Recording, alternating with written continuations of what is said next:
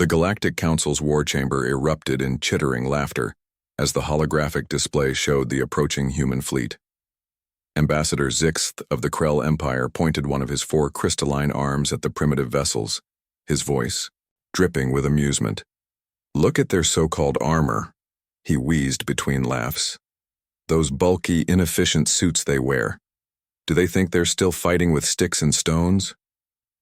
Commander Veltar of the Hive Mind nodded his segmented head in agreement.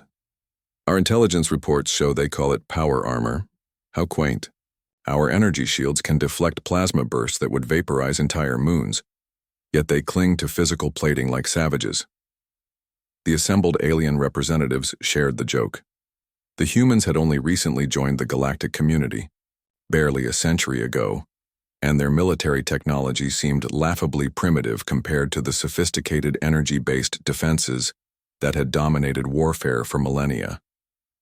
"Their largest suit weighs nearly 2 tons, added General Mordak of the Silicon Collective, his metallic voice resonating with derision.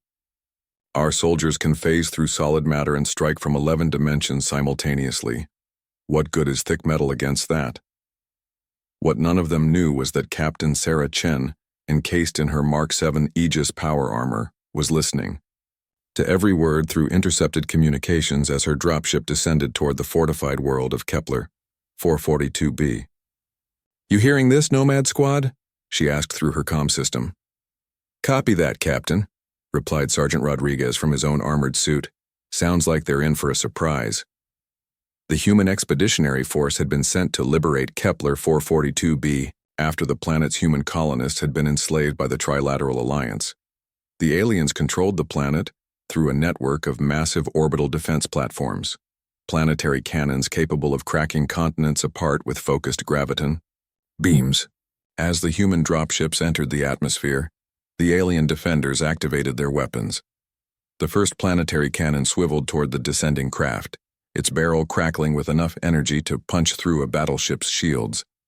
The beam lanced out, a column of destructive force that would have reduced any known military vessel to constituent atoms. It struck Captain Chen's dropship dead center. The ship's hull vaporized instantly. The crew compartment disintegrated. Everything was gone, except for 12 figures in bulky armor who continued falling through the dissipating energy cloud, completely unharmed. "What?" General Mordak's voice crackled across all frequencies. "Impossible!" Captain Chen's boots slammed into the ground outside the first cannon emplacement, leaving crater-sized footprints in the reinforced concrete.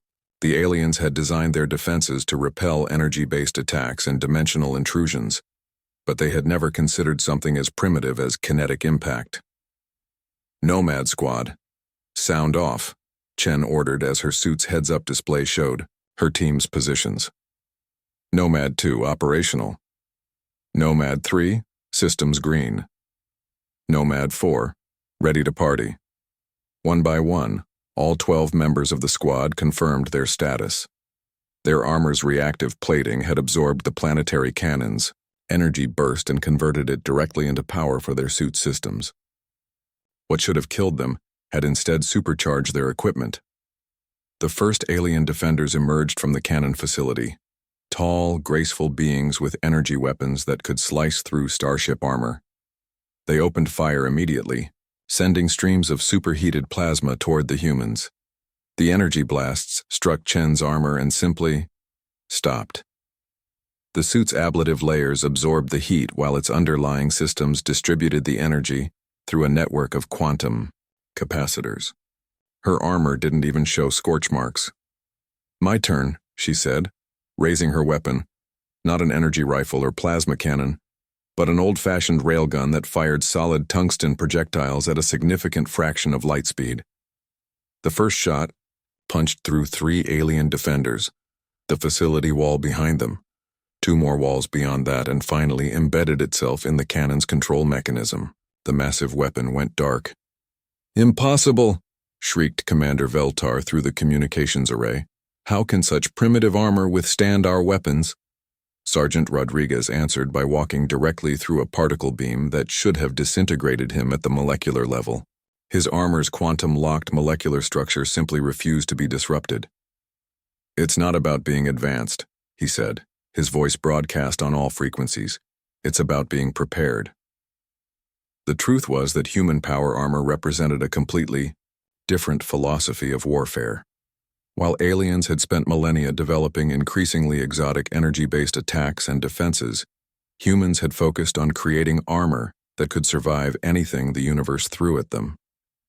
Each suit contained layered defense systems, outer ablative plating that absorbed energy attacks, beneath that, a quantum-locked shell that couldn't be disrupted by exotic particles, then reactive armor that converted incoming force into usable power, and finally a pilot life support system that could keep a human alive in the heart of a star. The armor was heavy, bulky, and inefficient by alien standards.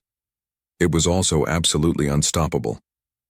Captain Chen and her squad walked through the alien defenses like they were taking a stroll through a park. Plasma cannons, disruptor beams, gravity, weapons, dimensional shifters, nothing could penetrate their armor. Meanwhile, their own weapons, crude kinetic projectiles and chemical explosives, devastated defenses designed to stop energy attacks. Within 6 hours, all 12 planetary cannons had been destroyed. The human colonists were free, and the alien defenders were in full retreat. In the Galactic Council chambers, the laughter had stopped. Ambassador Zixth stared at the tactical display showing the complete collapse of their defenses. "How?" he whispered. General Mordak's metallic voice was subdued. "We forgot the first rule of warfare. It doesn't matter how sophisticated your weapon is if it can't affect the target." The humans had proven something that the galaxy had forgotten in its pursuit of ever more exotic technologies. Sometimes the simplest solution was also the best. While aliens had built weapons that could destroy planets, humans had built armor that could survive the destruction of planets. As Captain Chen stood amid the wreckage of the alien facility, she smiled inside her helmet. The aliens had laughed at human armor, calling it primitive and inefficient. They weren't laughing anymore.